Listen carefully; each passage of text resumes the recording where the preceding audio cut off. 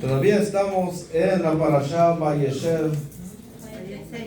Vayetze y la parashá Vaishlach.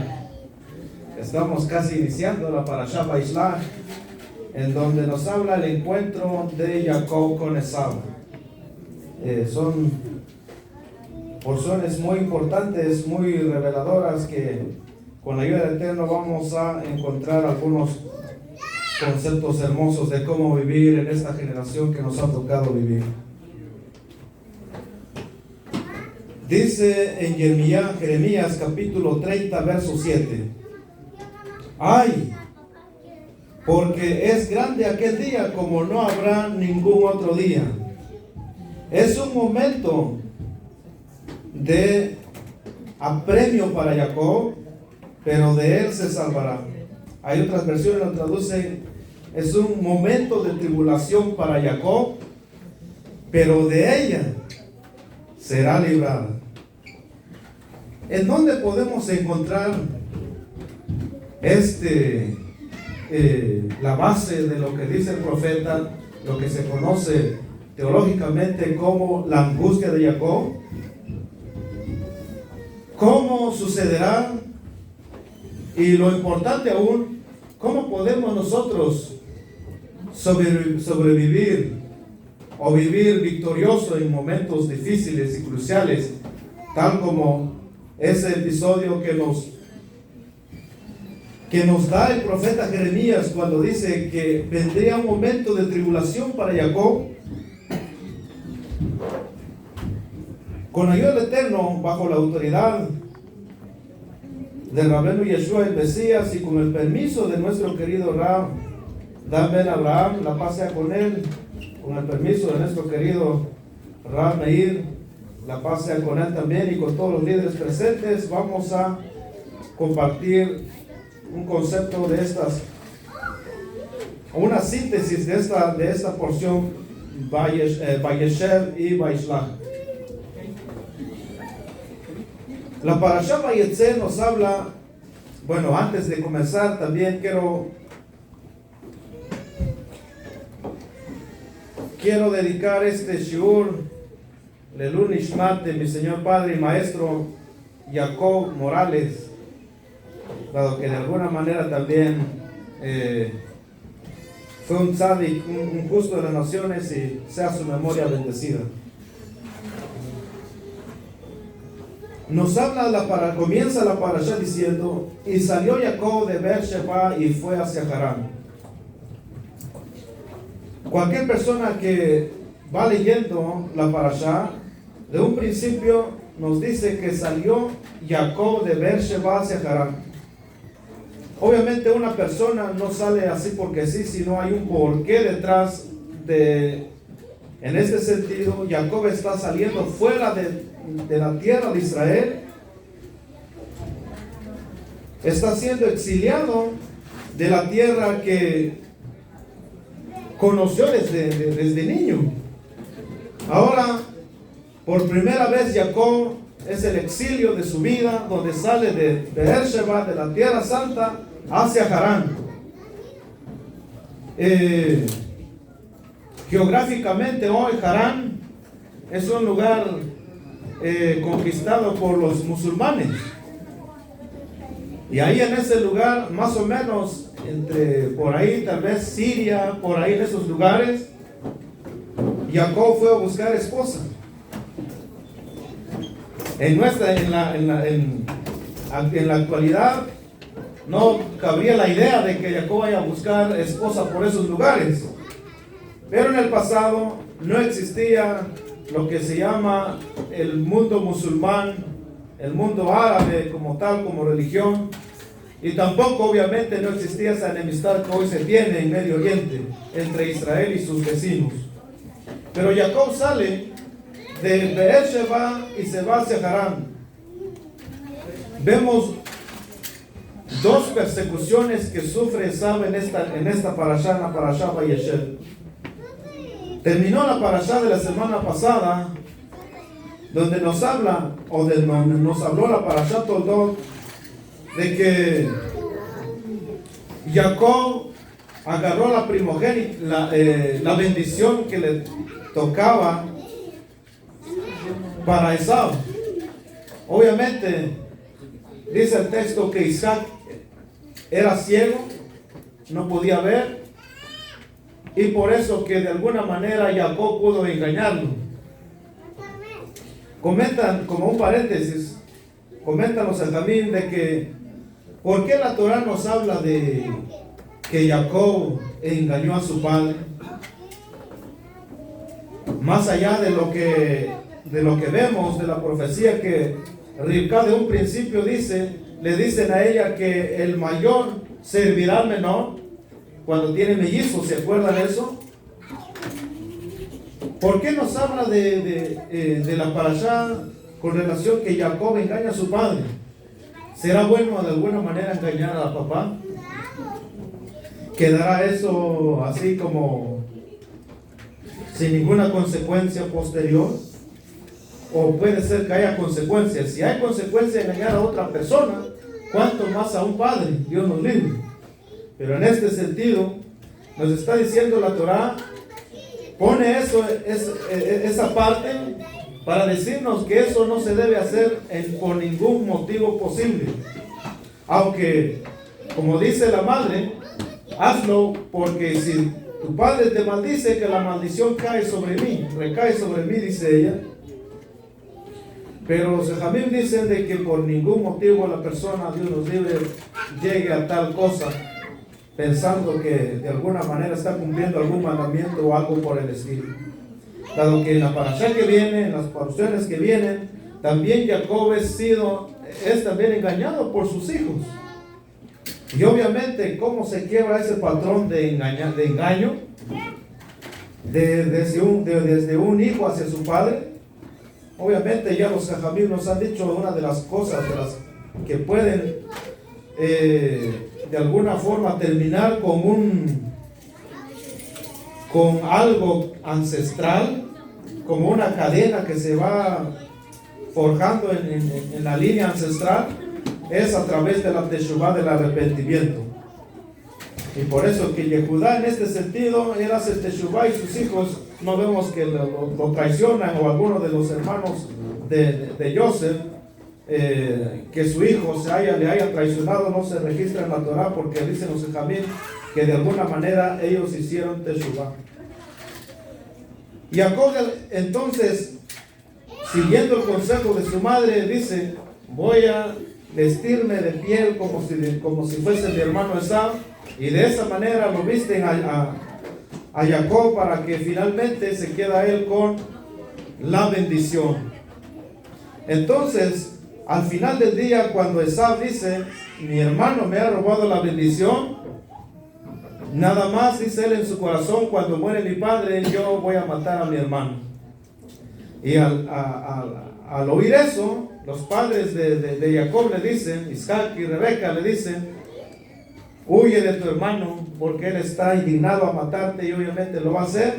No voy a hacer que pierda yo mis dos hijos, dice Rivka, y ve y encuentra esposa para ti con mi familia en Harán. Y es el primer exilio, la primera persecución que sufre Jacob. Como vemos, dice que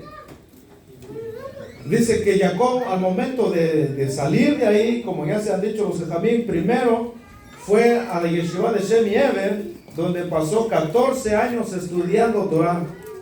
Pero preguntan los Benjamín, ¿por qué se desvió del camino de la instrucción de sus padres? Y no le dijeron que vaya a estudiar, sino que vaya a buscar esposa. Entonces surge un episodio que el Midrash dice: ¿por qué razón Jacob cambió de parecer? En vez de irse directamente hacia Harán, se fue a la yeshiva de Shem y de Eber. Dice que cuando Jacob salió de Beersheba, él llevaba sus cosas. Pero de momento, Esau le dijo a su hijo Elifaz: persigue a tu tío y mátalo. Entonces Elifaz persigue al tío Jacob, lo alcanza en un río, y entonces le dice Elifaz a su tío: tío, he venido a matarte como me lo dijo mi padre. Si Dios nos libre, una persona se encontrara en una posición así, ¿qué debe hacer? Si incumple lo que dice papá, está como infringiendo el 5º mandamiento. Si hace lo que le dice su padre, infringe el 6º: no matarás. Entonces, Elifaz dice que él tuvo esta conversación porque de alguna manera él era un tzaddik, sabía algo de Torah, de lo que el abuelo Abraham le había enseñado. Y él le dice: tío, no quiero matarte, pero por otro lado tengo que obedecer a mi padre.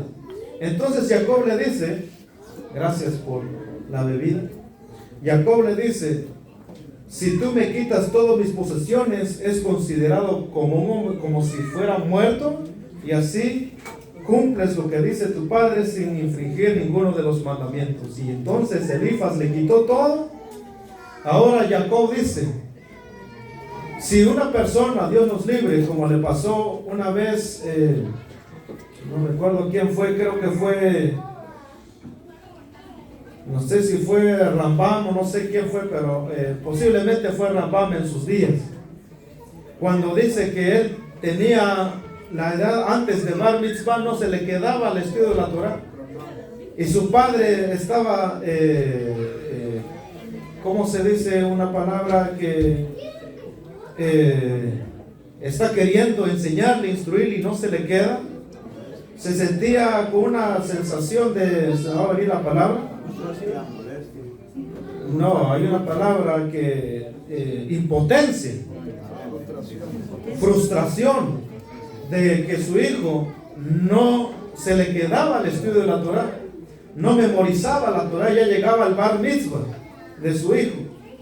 Entonces ya el Señor, frustrado, ya no sabía nada, ya no sabía qué hacer después de haber acudido a algunos recursos, lo expulsó a su hijo de la casa. Le dijo: ¿sabes qué? Ya no me sirves, lárgate de la casa. Y ahora el Rambam, un muchachito, en la noche, ¿a dónde va a ir? Más que se dirigió al centro de estudio de Torah, en donde por lo menos ahí no tenía candado la puerta. Entró, se quedó dormido. El siguiente día lo encontró el rabino, y a eso cambió la historia de su vida del Rambam. Entonces, similar le pasó a Jacob, no tenía a dónde ir. ¿A dónde se dirigió? Lógicamente se dirigió a la yeshiva, porque ahí por lo menos me dan algo de comer.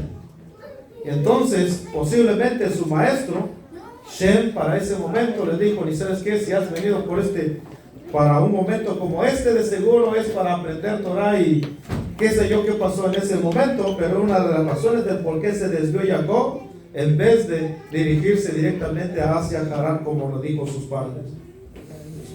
Al final del día, cuando Jacob finalmente se arma de valor, y tal vez ahora ya han pasado 14 años en la yeshiva de Shem y de Eve, muy probablemente no solamente se dedicó al estudio, sino probablemente se dedicó a algo más, y ya tenía algunas cositas, y entonces ahora se va según el pedido de sus padres. En el camino se encuentra con el lugar, así dice el texto, y se encontró con el lugar. No dice se encontró con un lugar, sino porque normalmente nosotros siempre estamos en un lugar de la tierra. Pero hay un lugar, hay el lugar. Ese lugar, dicen los Ejabim, que se habla de Har HaMoriah, el monte Moriah, en donde el santo bendito formó al primer hombre, Isaac, fue su atadura, o Abraham quiso sacrificar a Isaac, y finalmente Jacob pasa en un lugar que para ese momento, quizás en la yeshiva de Shem se le olvidaron explicar lo grandioso de ese lugar. 14 años.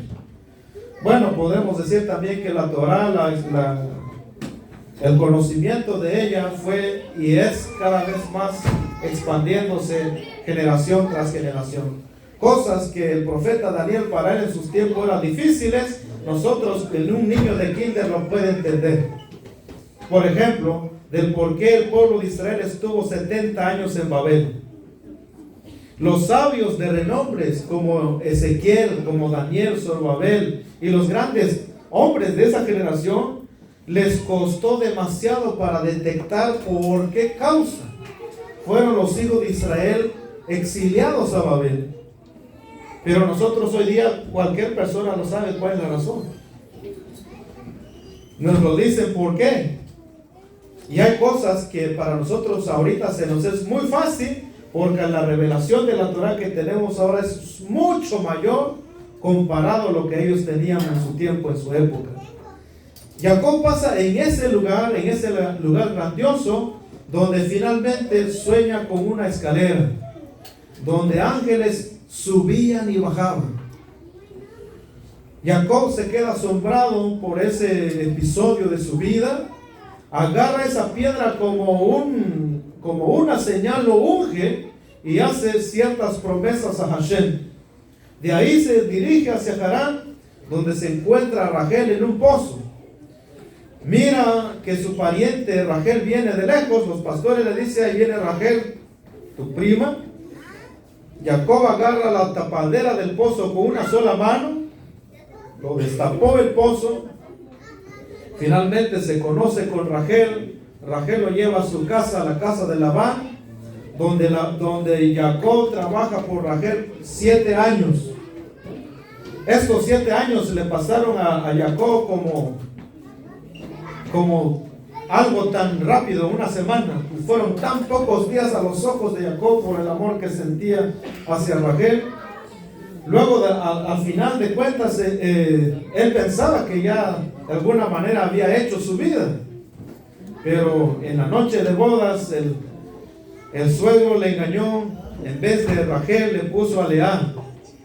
Y dijo él: no es así nuestra costumbre en este lugar.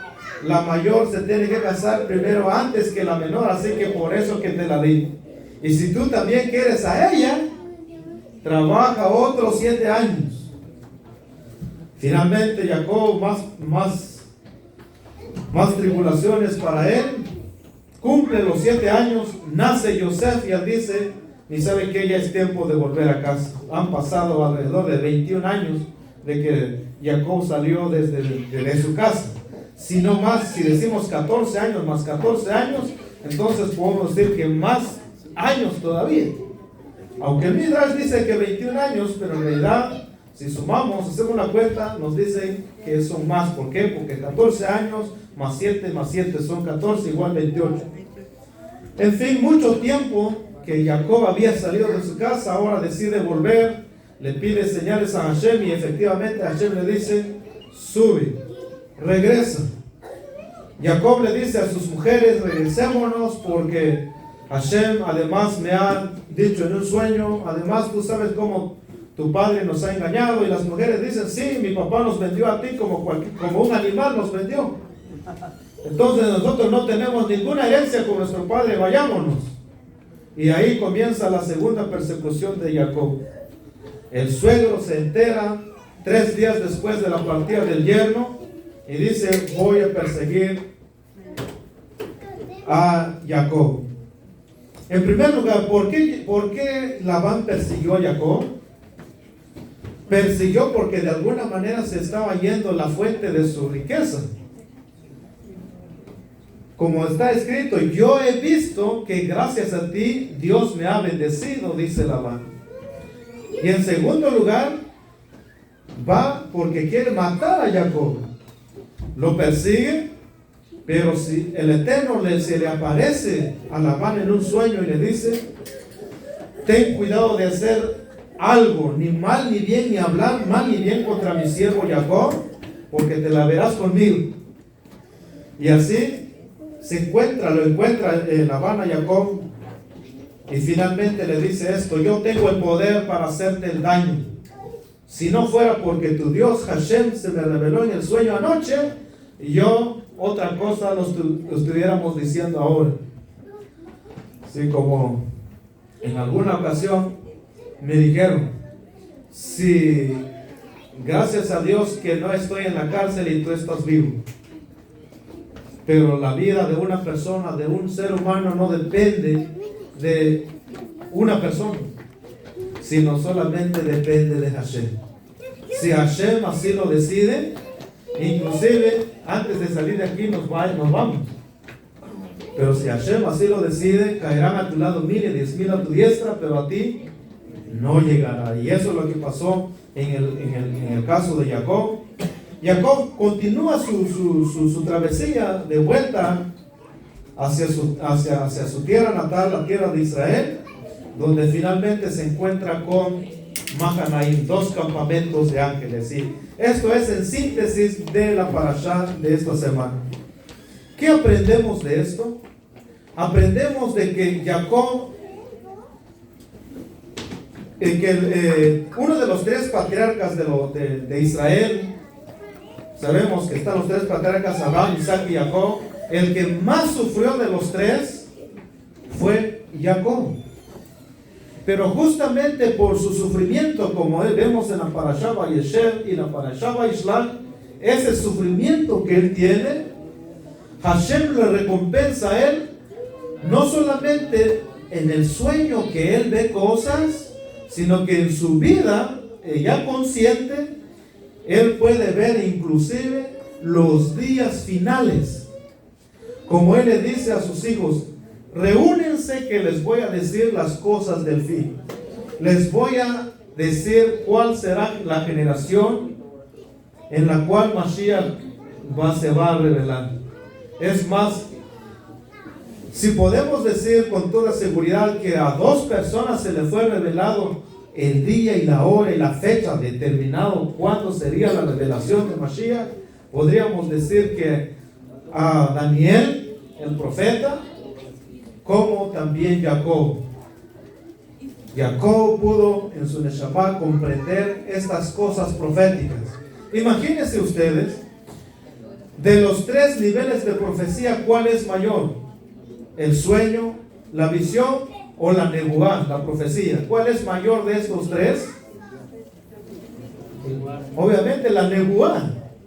El sueño, ¿cómo lo ven los sabios en el Talmud, el Sefer HaKalamot? ¿Cómo lo ven? Algo leve, algo que tienes que tener ciertos métodos para que tu sueño le pongas importancia. De otra manera es un mero sueño, porque estudiaste Torah. Si lo que soñaste, lo viste, lo escuchaste, lo viviste, entonces lo descartas. Jacob venía de la yeshiva. Si tú vienes de la yeshiva 14 años de estudio, es normal que cosas de estas tú sueñes. Si a veces después de 2, 3, 4, 5 horas de estudio, tú sueñes cosas increíbles, hasta puedes soñar revelaciones de Torah que ciertos malajín te vengan y te lo expliquen, y lo ves, dices, bueno, es parte de mi estudio, lo que estaba yo estudiando. Ahora bien, Jacob no vio una visión. Jacob no dice el texto y tuvo profecía, sino tuvo un sueño. Pero el nivel espiritual que estaba él, aunque el sueño por más leve posible, fue para nosotros y es para nosotros todavía un gran misterio, un enigma y tantas cosas por descifrar. ¿Qué significa la escalera de Jacob? Y con la ayuda del Eterno vamos a traer un hidush, no tan hidush, una novedad no tan novedosa.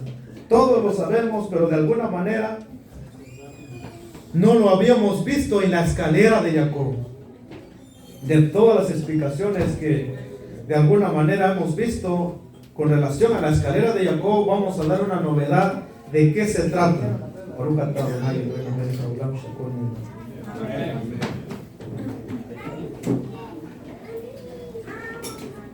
Jacob finalmente,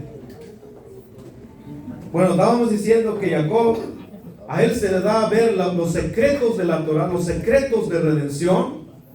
Solo que en su momento, cuando él estaba a punto de revelarlo, el espíritu profético se le fue y ya no supo qué hacer. Mejor bendijo a sus hijos. Ya no sabía qué hacer, ya tenía reunido a sus hijos. Dijo, ahora qué hago, mejor los voy a bendecir. Pero él estaba a punto de decirle el día y la hora que nadie sabe hasta la fecha. Imagínense si eso se hubiera revelado. ¿Cómo sería nuestra forma de pensar hoy día? Tal vez sería también no tan agradable. ¿Por qué? Porque si nosotros todavía nos quedaran otros 200 años, uno dice, bueno, todavía falta tiempo, en mi generación no se va a revelar Mashiach. Entonces, ¿qué hacer con todas las tribulaciones de la vida? Con todas las cosas. Gracias a Dios que vivimos en un momento de paz, en un momento de tranquilidad y no hay guerras. Hay cosas, pero no matan, no están hablando de matar. Imagínense si las cosas que hoy día están pasando con relación a la inmigración, que hay gente le da miedo, cuanto más persecución donde la vida de la persona está en riesgo. Por ejemplo, los pogroms, las inquisiciones, todo lo que los nazis hicieron al pueblo de Israel. ¿Cómo ellos se sintieron para ese momento? ¿Qué hacer en un momento así? Gracias a Dios que de alguna manera Jacob no reveló esos secretos. Y en esta parashá, como dijimos, Jacob es como el epicentro de sus sufrimientos. Aunque más adelante hay un sufrimiento que también es un punto clave en la vida de Jacob, la venta de Yosef. Pero si vemos que las cosas le fueron difíciles para Jacob, fue justamente en esta parashá. Por eso que de alguna manera los sufrimientos que pasará el pueblo de Israel, como dicen los sabios, lo que pasaron los padres de Israel será como un signo o una señal para sus generaciones en los tiempos por venir. Por eso dice el profeta, es tiempo para la angustia de Jacob. No dice es tiempo para la angustia del pueblo de Israel, de la nación de Israel, sino como que nos está de alguna manera sintetizando la vida de Jacob mismo cuando él pasó ciertas penurias. Y en una de estas cosas Dios le reveló en la escalera los exilios que iban a surgir en la vida del pueblo de Israel, del pueblo que de Jacob saldría. Una de estas explicaciones que se dan que son estos ángeles que subían y bajaban, Dios le mostró los 4 exilios que iban a surgir en esta tierra. Los 4 exilios y uno que de alguna manera está y no está. Dicen los que también subió Babel 70 peldaños. Los ángeles de Babilonia subieron 70 peldaños y luego bajaron. Luego subieron los medo-persas no sé cuántos peldaños y luego bajaron.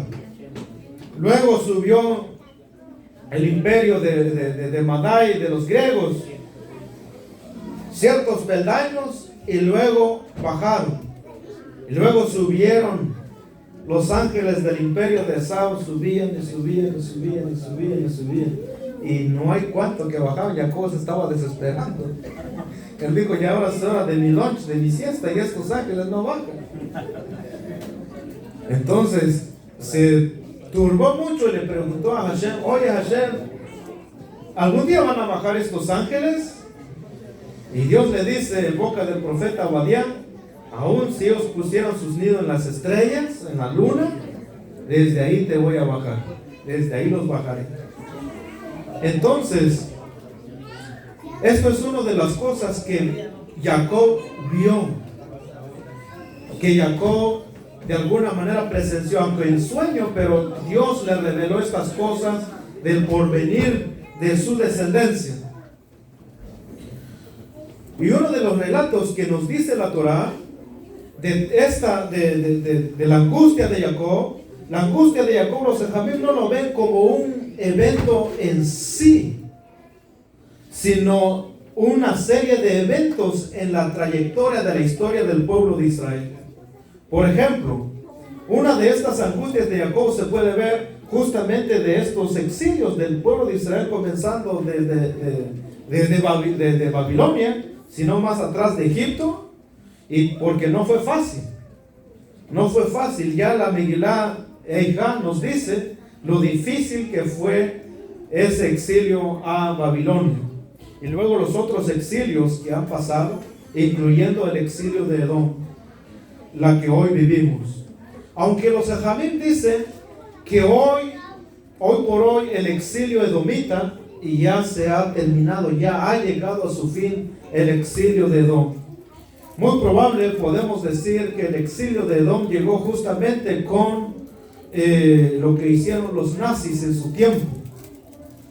Podemos de alguna manera ver proféticamente que ahí concluyó el rol profético de Esau como azotando al pueblo de Israel, y luego se levantó un rey, como dice el texto, y vi una bestia feroz que se levantó, que tenía 10 cuernos.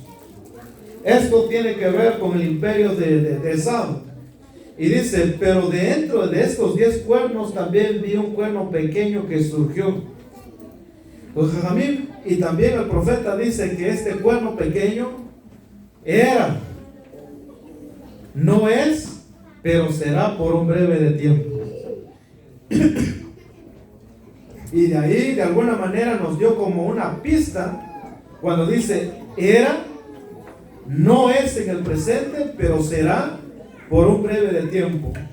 Este cuerno pequeño será grande, y es donde justamente en donde nosotros estamos viviendo en la actualidad. No vamos a entrar como en detalle esto del cuerno pequeño, sino para más o menos vislumbrar proféticamente en donde estamos hasta el día de hoy. Dicen los Jajamim de que hoy en día estamos en el exilio de Ismael. Ismael está exiliando al pueblo judío hoy, pero alguien podría decir, pero no, ¿exilio acaso no es que alguien sale de su tierra? Pero hoy, contrario a eso, en vez de que el pueblo de Israel sale de su tierra, más están entrando, más están haciendo aliyá. La respuesta que damos en Jajamim es de que es cierto que Israel hoy día, parte de la tierra de Israel está en manos de Israel, y que los judíos están haciendo aliyá, pero el que está haciendo daño hoy día en la actualidad al pueblo de Israel tiene que ver con Ismael. Ismael es el último de los imperios que se está levantando hoy día, aunque alguien podría decir, bueno, Ismael hoy día no es un imperio. Pero si nosotros analizamos con más profundidad, nos vamos a dar cuenta de que Ismael poco a poco se va a ir levantando. Económicamente poco a poco se va levantando, y como dice el Jajam en el libro de Gog y Magog, poco a poco pondrá las naciones, los agarrará del cuello alegóricamente y los pondrá en la pared. Entonces, esto tiene que ver mucho con el sistema del petróleo y todas las cosas que exporta los musulmanes, los países musulmanes, y obviamente la alianza que se tiene. Entonces vemos que al final de estos días va a haber una alianza, según los Jajamim, de Esau con Ismael. Justamente lo que surgió antes de cuando sale Jacob de Beersheba hacia Harán. Dice en la Torah que Esau vio que las mujeres de él de alguna manera no le cayó bien a su madre, entonces eligió y fue a agarrar a una mujer de los hijos de Ismael y se casó con ella. Y los hijos de esa unión, vemos en la Torah que fue uno de los enemigos fuertes también de Israel. Y muchas de estas cosas que hoy están surgiendo en el mundo tienen que ver justamente de la alianza que, si bien de alguna manera las naciones de creencia cristiana, de alguna manera están haciendo alianza con Ismael en la actualidad. Hoy día el Islam está siendo muy popular. Hoy día las naciones que eran 100% cristianas están abrazando al Islam. Y en muchos de nuestros países el Islam se está intrometiendo de una forma cual nunca antes vista en la historia de los países, de nuestros países de Latinoamérica. Entonces la pregunta es, cuando estas cosas surgen y vayan, y como para intensificar el asunto, como dice en el libro de Marot Elohim, dice: y yo vi a los decapitados, a los justos decapitados de debajo del altar, que clamaban en voz grande y decían: ¿hasta cuándo, Hashem, vengarás nuestra sangre? Dice el Jajam en el libro Gog y Magog: ¿quién es hoy día de los países que decapita a la gente que no cree en su religión? El único que hace eso en la actualidad es justamente el Islam. Y eso es justamente lo que va a suceder en el final. Hay muchas pruebas que iba a traer, pero por el tiempo nos vamos a quedar hasta este punto. La pregunta es, ¿cómo irá a terminar este desenlace de las guerras entre estos hermanos, entre Ismael e Isaac y Esau y Jacob? ¿Cómo irá a terminar esto? ¿Irá a llegar un final feliz o irá de mal en peor? ¿Qué opinan ustedes? ¿Cómo irá a terminar todo esto? Bueno, con la ayuda del Eterno, eso será para la siguiente charla, donde vamos a mirar cómo Jacob finalmente tendrá un final feliz, al igual como sus hermanos. Aunque ahorita las cosas se ven tan tensas y densas, pero en un punto de la historia del pueblo de Israel, como dice el texto, la luz de la Torah prevalecerá sobre la oscuridad que viene en este mundo. Así es de que, ¿cómo nosotros nos mantendremos firmes y saldremos victoriosos ante esta gama de oscuridad que azota el mundo? En primer lugar, vamos a dar 3 cosas en donde nosotros nos podemos estar firmes y anclados a él. Y eso es justamente lo que nos da esta parashá. Número 1, el estudio de la Torah. El estudio de la Torah es clave, es una pieza clave y fundamental para que nosotros salgamos vivos e ilesos ante estas cosas negativas y fuertes que azotarán el mundo. ¿Por qué? Jacob dice que cuando él se acostó, él dice, agarró unas piedras y lo puso alrededor de sí. Uno se pregunta, ¿para qué pone él esas piedras? En Kabbalah Shabbat tuvimos a unos hermanos, y ellos vieron, dice que a un oso más o menos de 1,5 metros a 2 metros, que fue atropellado. Entonces ellos decían pues la magnitud de este animal. Ahora estos animales, estas fieras salvajes, están en lugares donde no hay población. Cuando pasó Jacob en ese lugar, ¿usted cree que estaba poblado Jerusalén? Estaba todavía un lugar así desolado, sin ningún habitante por ahí. Había fieras. Ahora bien, si una persona se va a dormir y quiere poner piedras alrededor de sí, ¿en dónde los va a poner? Obviamente alrededor, y se mete en medio, ¿no? Para protección. Pero el texto dice que Jacob, lejos de hacer eso, solamente puso las piedras alrededor de su cabeza. Uno se pregunta, bueno, Jacob, ¿quieres desguardarte o protegerte de las fieras, o de qué cosa te estás protegiendo? Cuando hay cosas de alguna manera que nos azotan, lo que uno tiene que proteger es justamente su cerebro, su pensamiento, las cosas de cómo uno descifra el mundo, de cómo uno interpreta las cosas que le pasan en su día a día y consecuentemente en todo el globo. ¿Cómo interpretas las cosas que están pasando? De las cosas del mundo, de la Agenda 2030, ¿cómo uno interpreta eso? ¿Cómo tú te enfrentas en este mundo? Obviamente, lo tenemos que enfrentar a través del estudio de la Torah, porque la Torah te dará una solidez en cada decisión que tú eliges.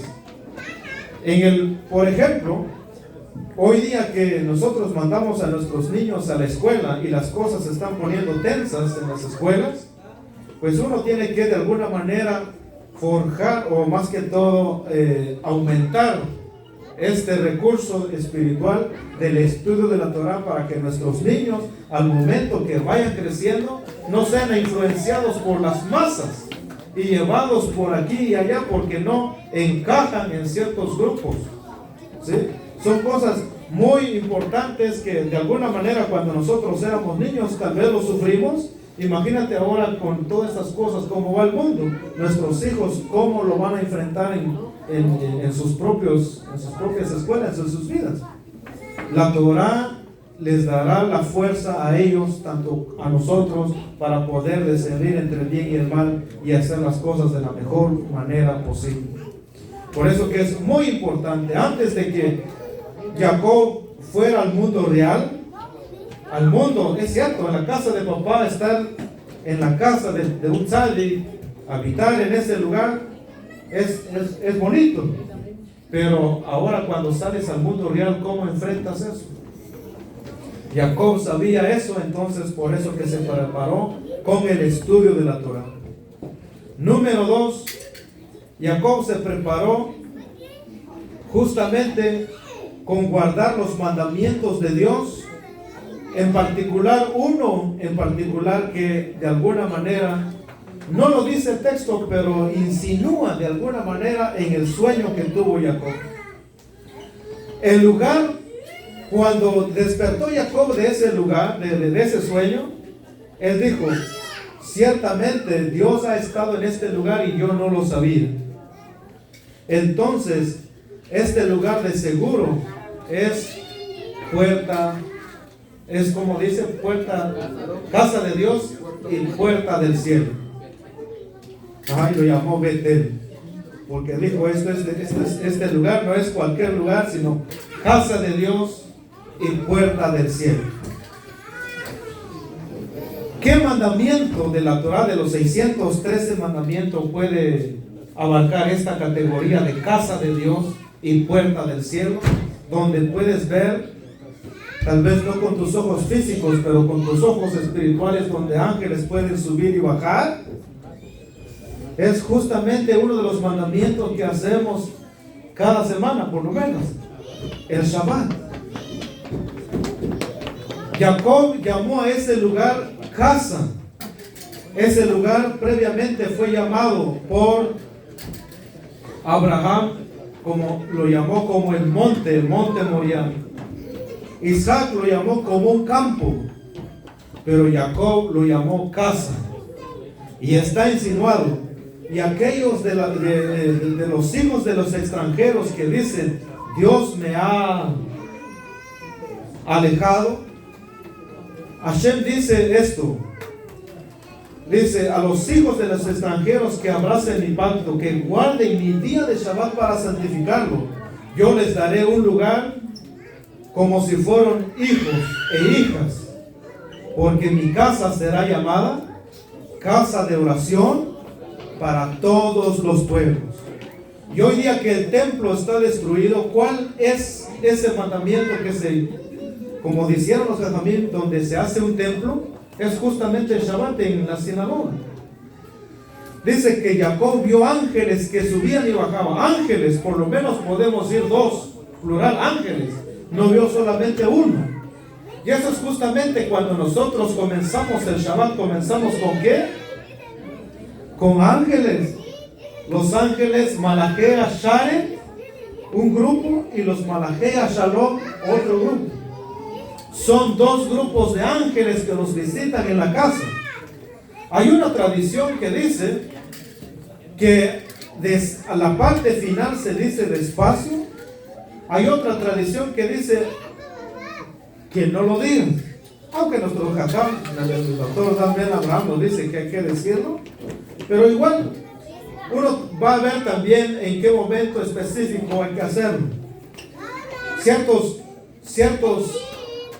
Ciertos ángeles, como dice Malachea Shalom, los ángeles de paz, y los Malachea Sharet, estos ángeles, los que se despiden en el canto de Shalom Alechem, son los ángeles de Malachea Sharet, son aquellos que se despiden, que su salida sea en paz, que su ida y su salida sea en paz de la casa, pero que se queda en la casa es el ángel de Shalom.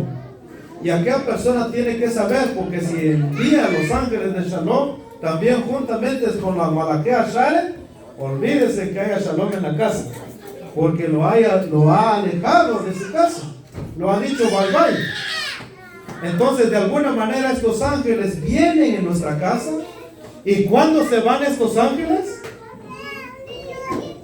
Al momento, según como dicen los jamín, se van cuando es el momento de Havdalah, en la luz de la vela, de la candela de Havdalah. Ahí se van estos ángeles y suben al lugar en donde ellos estaban designados a estar.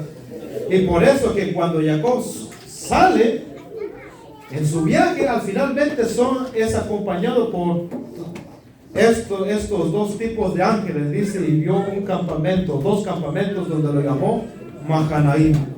Entonces, el mandamiento del Shabbat cumple justamente con este precepto de hacer del día de Shabbat como una casa de Hashem.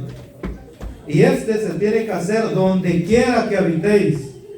No significa porque vas de viaje y dices, bueno, no voy a ir a la Bet Knesset porque me queda a 5 horas de camino, sino como dice el texto, donde quiera que habitéis, ahí tienes que celebrar Shabbat.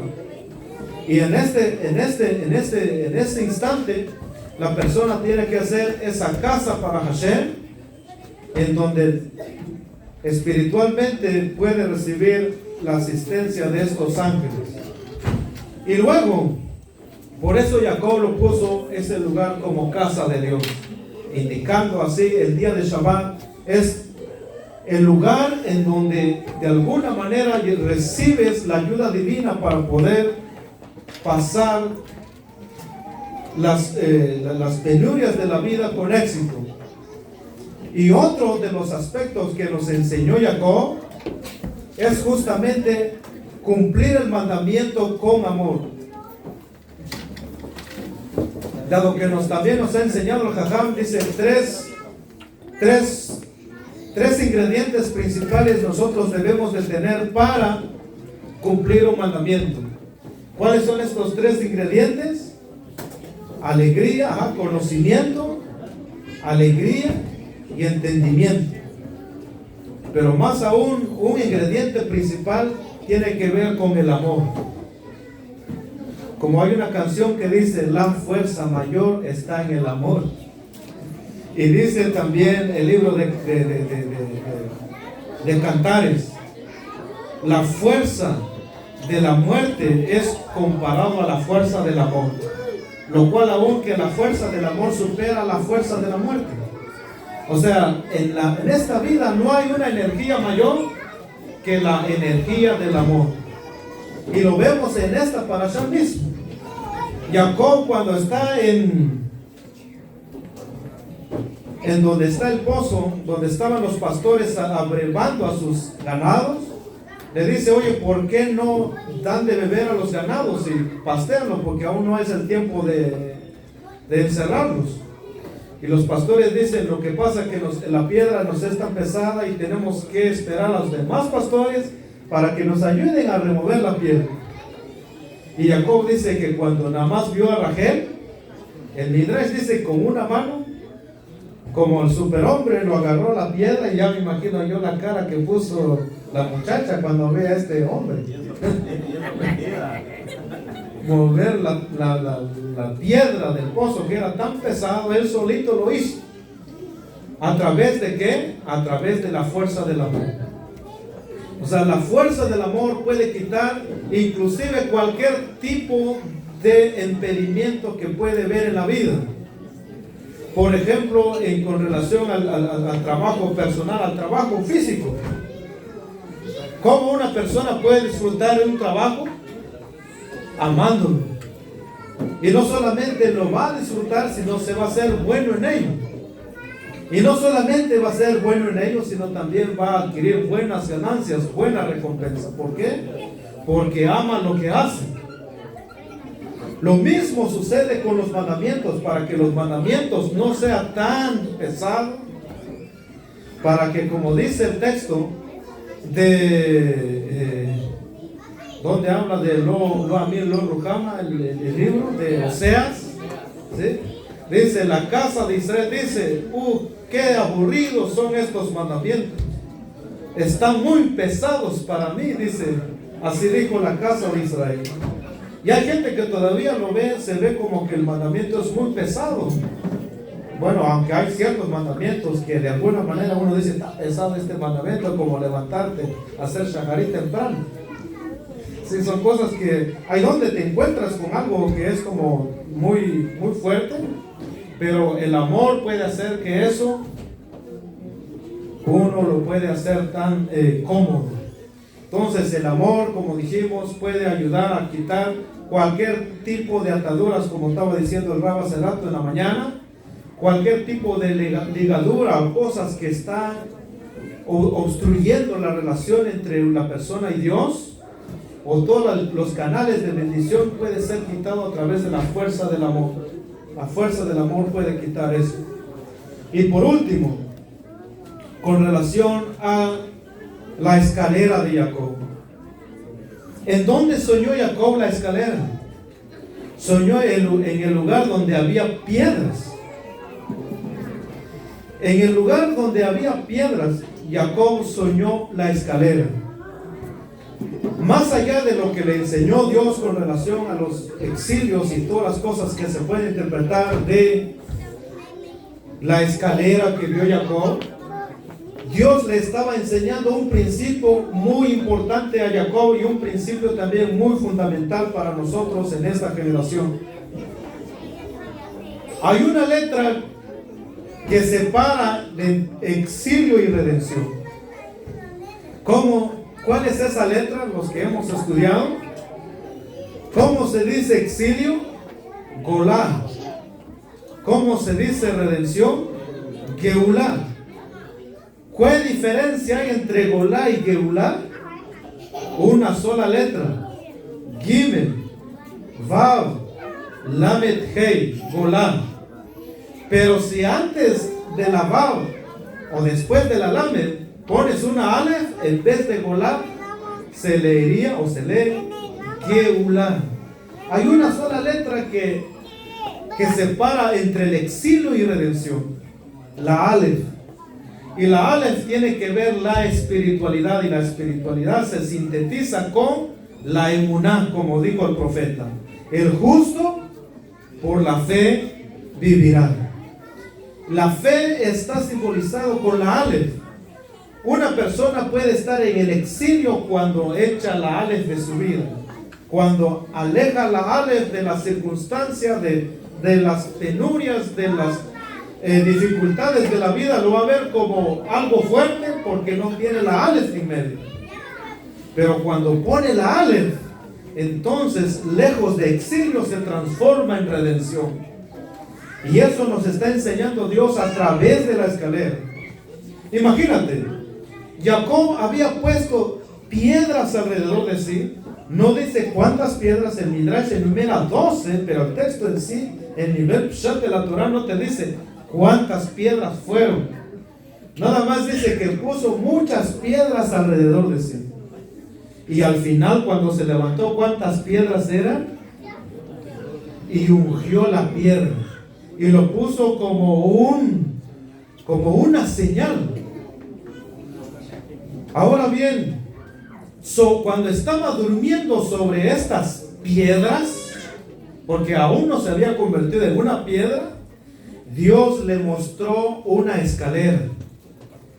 Como se ha dicho, nos ha enseñado nuestro Rab Meir, que uno de los nombres del Yetzer Hará, ¿cómo dijo que se llama?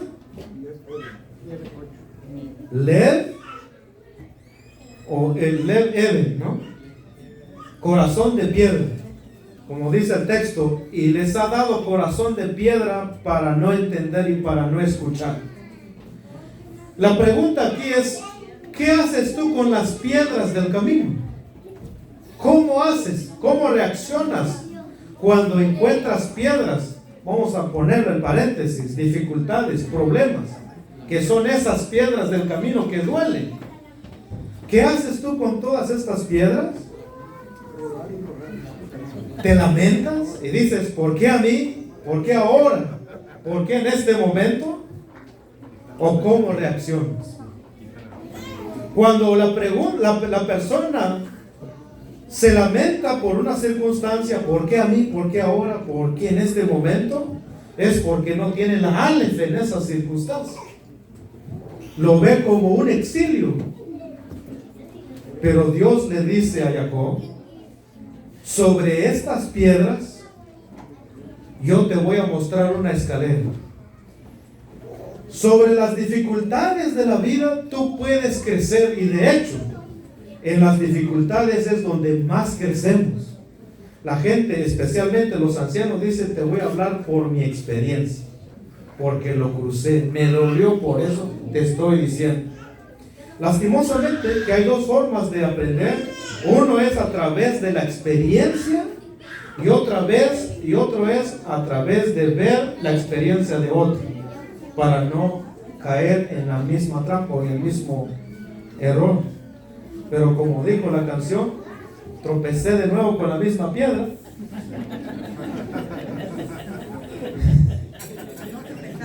Para no tropezar con la misma piedra. ¿Sabe cuándo uno tropieza con la misma piedra? Porque no aprendió la lección de ese problema, de esa circunstancia. Y porque no aprendió, no creció. Se quedó estático. Y en la vida Dios nos ama mucho, nos hace repetir el examen. ¿Para qué? No para destruirte, no para ver hasta qué punto puedes llegar, porque Dios ya sabe eso. Dios ya sabe en tu corazón hasta dónde tú eres capaz de hacer las cosas. Más bien lo que Él quiere es que tú veas lo que Dios ve en ti, hasta dónde eres capaz de llegar.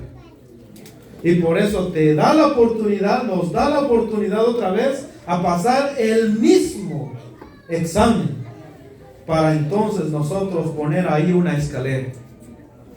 Y de todas estas piedras que se llaman miedos, problemas y circunstancias, que hay muchos en la vida de la persona, dicen los Jajamim, de todos los miedos que tienes, únelos y pon solo un miedo a Hashem Yitbaraj.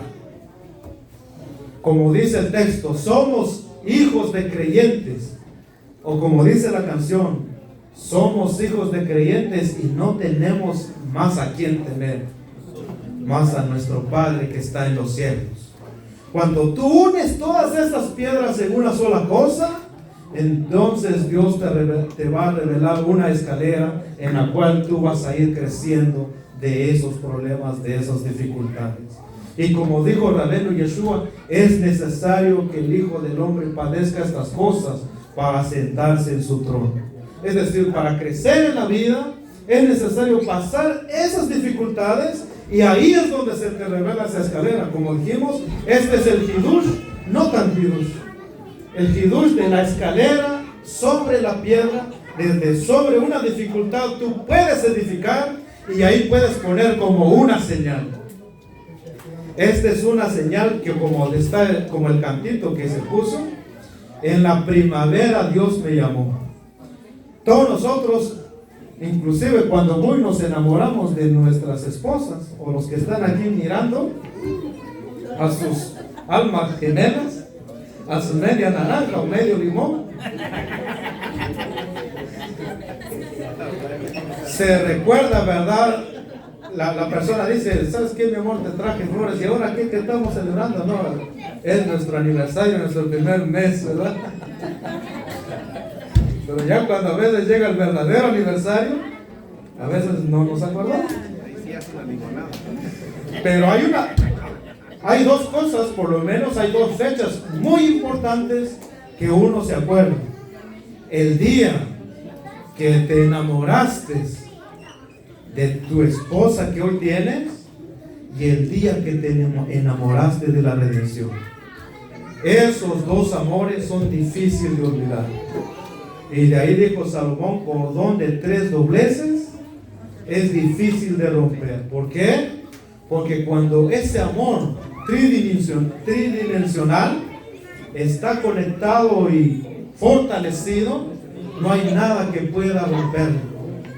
Y por eso que nuestros hermanos, Javerín, amigos, para nosotros pasar victorioso en estas cosas, estos eventos que se nos avecinan, nosotros tenemos que ponerles estos ingredientes a la vida. Número 1, el estudio de la Torah, que te dará la vista, la claridad de la decisión que tomes. Número 2, guardar el día de Shabbat, porque el día de Shabbat se convierte en una casa de protección para ti, para tu familia, donde quiera que habitéis. Aún si eres, si trabajas en la NASA y vas al planeta Marte, aún ahí te protege, porque ahí guardas Shabbat. Aún si vas en el desierto, aún si vas naufragando en el mar, aún ahí llevas al Shabbat contigo, porque es difícil no pasar 7 días, ¿sí? A menos que Hashem nos llame, es otra cosa, ¿no? Pero de ahí que el Shabbat siempre lo llevamos con nosotros. Y dice los Benjamín, lejos que el pueblo de Israel guardaba el Shabbat los guardó a ellos primero. Entonces el Shabbat sirve como una protección para nosotros en cualquier momento de la vida. Y por eso que nuestra casa interna, se convierte como una casa de Hashem, donde podemos ver ángeles que suben y bajan, donde la revelación de Hashem puede fluir en cualquier momento, en cualquier lugar en donde tú te encuentres. Número 3, hacer las cosas con amor y no solamente mecánicamente. ¿Por qué? Porque la fuerza del amor no hay nada le gana. Dice Rabban Shaul de Tarso, el amor no dejará de ser, no se pasará de moda. Todas las cosas van a quedar excepto el amor.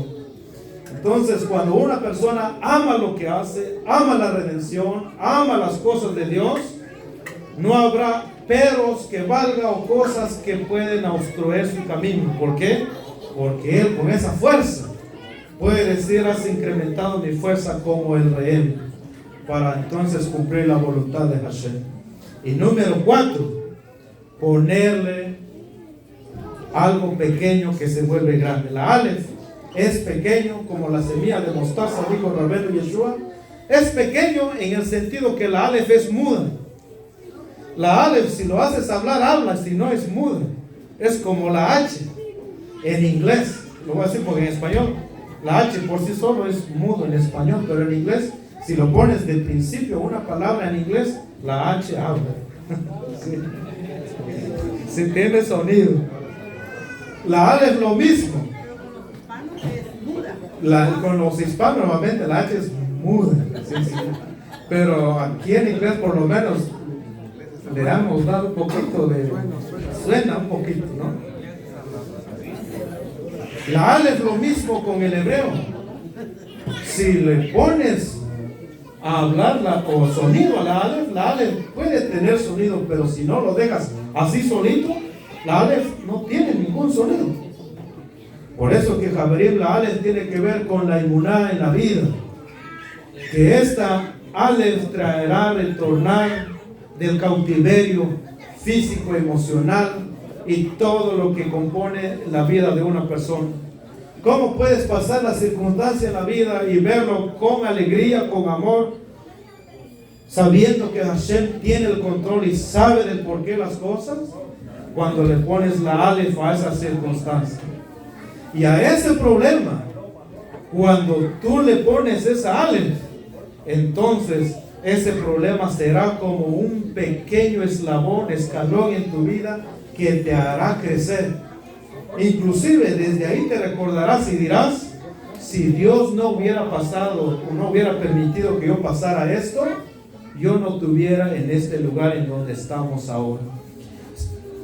Haz un recorrido en tu vida desde aquí para atrás y verás que en muchas dificultades en la vida que Dios te salvó, en la cual en ese momento tú no encontrabas salida, hoy día esas circunstancias muchas veces te han llevado a cosas mayores de felicidad. Pero para ese momento uno sufría, uno decía, bueno, por eso hay la canción, no entiendo nada, no comprendo nada, solo sé y tengo fe que todo es para bien. Es lo que enseñó el rabino Nachman de Breslau.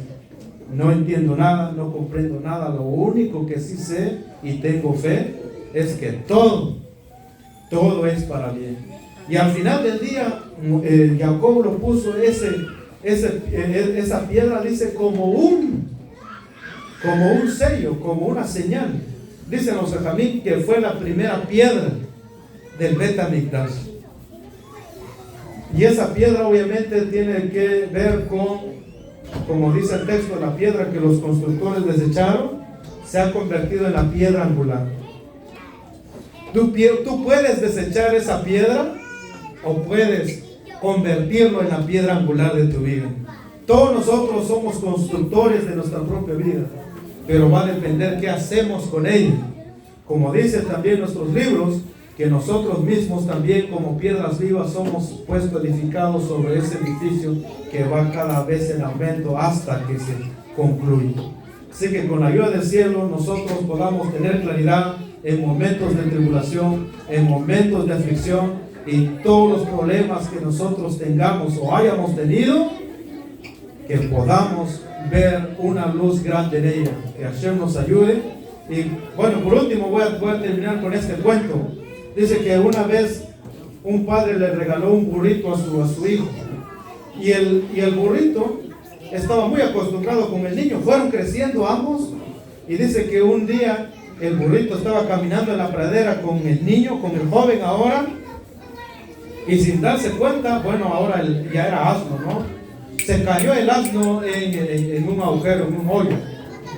Y ahora dice que el asno miraba para arriba y rebuznaba y en su interior pedía ayuda. Todos, al ver, si uno miraba al asno, indudablemente uno podía ver que lo que él quería ayuda de su dueño, de ese niño, que ahora ya era grande, un adulto. Entonces dice, para su sorpresa del asno, el muchacho dice que trató con todas sus fuerzas de lo que estaba en su disposición para sacar al asno, no pudo, y entonces abandonó el lugar. El asno dice que se quedó triste, y en sí él pensó y dijo, este niño, este muchacho ahora no ha valorado nuestra amistad, todo lo que hemos pasado juntos, los momentos felices, pero ahora que el momento de dificultad donde estoy me ha abandonado, dijo el burro. Entonces dice que estaba reflexionando eso para sí el burro, cuando sintió que tierra caía en su cabeza, y se quedó viendo, y para su sorpresa el muchacho le estaba tirando tierra al asno. Y él dijo, no puede ser, este muchacho ya se hizo muy malo, además me quiere enterrar vivo. No solo no me pudo ayudar, ahora me está enterrando. Qué mal agradecido, qué tan persona cruel que se ha convertido este muchacho. Y él estaba diciendo todas esas cosas negativas hacia su dueño, mientras el dueño seguía echándole tierra y tierra y tierra y tierra y tierra. Y el asnito o el asno, mientras la tierra se estaba acumulando en el agujero, él estaba parando sobre de ella, para luego después darse cuenta que el muchacho no estaba enterrándolo, sino solamente quería sacarlo. En un momento dado, la tierra se acumuló, el asno no nada más dio un pequeño salto y salió del problema.